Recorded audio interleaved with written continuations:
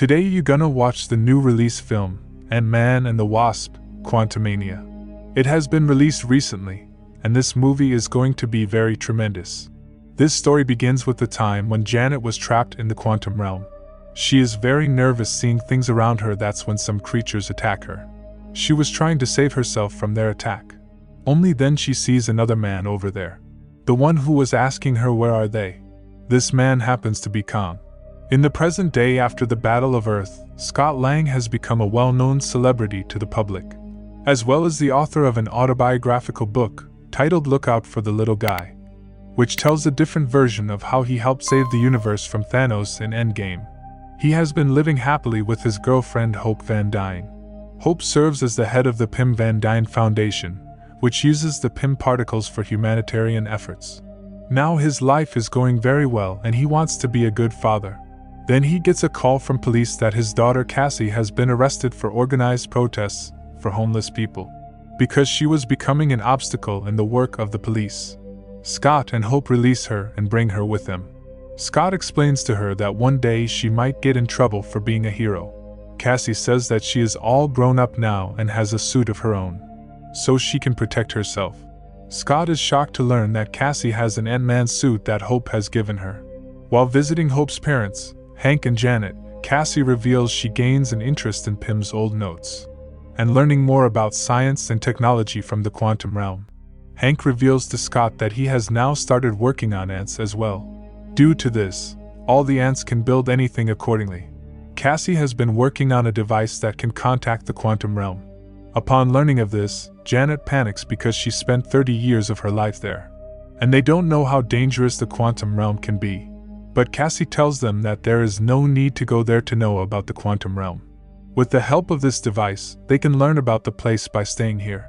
This device sends a radio signal to the quantum realm, and then all that data is collected from there and shown to them. But on hearing the radio signal, Janet panics and tries to shut off the device. But the message is received, resulting in a portal that opens and pulls all the things. They go inside it, and all the ants also come into that realm. Scott and Cassie land together at the same place. Seeing the place around them, they could not understand where they are. Meanwhile, Hope and Hank are looking for Janet. Then Janet comes and asks them to stay hidden. Here Scott tries to contact Hope but is unable to get in touch. He repeatedly consoles Cassie that they are all safe, and nothing will happen to them. Then suddenly a huge creature attacks. That creature is about to kill them, then some natives come and save them. Those natives are rebelling against their ruler. Then they catch and take them. After that, they give him a drink, after which he starts understanding their language. Scott tells them all about himself, how they got here, and that he is not a threat. But the rebels' leader Jentorra says that those people have also come from above, and that Kang the Conqueror must have been following them, who has ruined this world of theirs and made it hell. Scott doesn't know about Kang the Conqueror. Janet meets some natives who already know her. Hope and Hank are surprised about this. Then they ride on a creature and go to the sprawling city to get answers, wherein Janet asks them to drink the same drink, after which they are able to understand the language of those people. Janet meets Kryler, an old friend of hers, and asks for his help, because together they rebelled against Kang the Conqueror, and they were called a rebellion. He reveals that things have changed since she left, and that he is now working for Kang, who is now the realm's ruler. Now the soldiers come to catch them, but while fighting with them, they steal their ship and fly away from there. Meanwhile, Jentorra is telling Scott how Kang the Conqueror built an empire by killing her people, and those who survived hide from him and fight to defeat him in some way or the other. Janet's involvement with Kang is indirectly responsible for his uprising. The rebels soon come under attack by Kang's forces as they are now aware of them. They all started fighting with his army. Cassie sees Jentorra about to be captured, so she goes to help her without thinking anything because her suit is with her. Scott has to go after her too. Now both of them together start fighting with those people. Then suddenly Kang's ultimate weapon Modok attack them. Everyone starts running after saving their lives. But then Modok comes in front of Scott and says it's nice to meet you again. Then he shows his face, which leaves Scott completely shocked, because he is Darren Cross, who was shrunken to subatomic size in the quantum realm during the events of Ant-Man 2015. Then after catching them, he brings them to his jail. He reveals that he didn't die that day, but he had come to the quantum realm, where Kang the Conqueror saved him and made him an ultimate killing machine. Janet tells during her days of entrapment in the quantum realm, she encounters Kang, a space traveler, and he is trapped here because of his ship's breakdown. His ship has the ability to travel in any timeline and universe. So he tries to charge the ship's multiversal power core with her so that he can go back home. And after several years of hard work, they got successful. They charged that multiversal power core and they started putting it in Kang's ship. His ship was neurokinetic as it was connected to his mind. When Janet touched it, she started having his memory vision. She found out how he destroyed so many universes and timelines, as if they never exist. Actually, he was an exiled traveler, so he could not come out and destroy even more universes. But his ship had now been activated again, and he had also acquired his suit. He claims that they can both escape from the realm. Outmatched, Janet uses her Pym particles to enlarge his power core beyond use, stranding them further in the realm.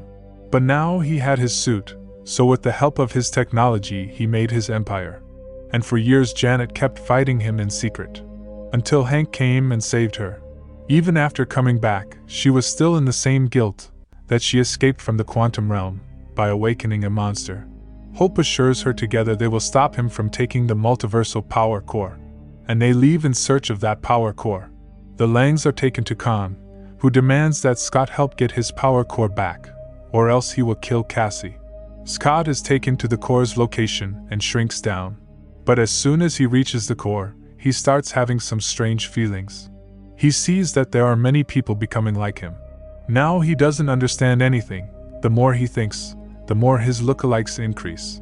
Because this is all his possibility. Now there is a stampede among all of them because all want to reach that power core. But the real Scott stays below. Just somehow, with the help of all his lookalikes, he does exactly the same thing as the ants do. He is about to reach the power core that only then it starts falling down.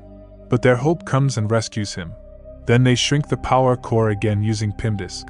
Then Janet and Hank also come there. Janet is refusing to hand over that power core to Kang. But there Kang comes and snatches the power core from Scott.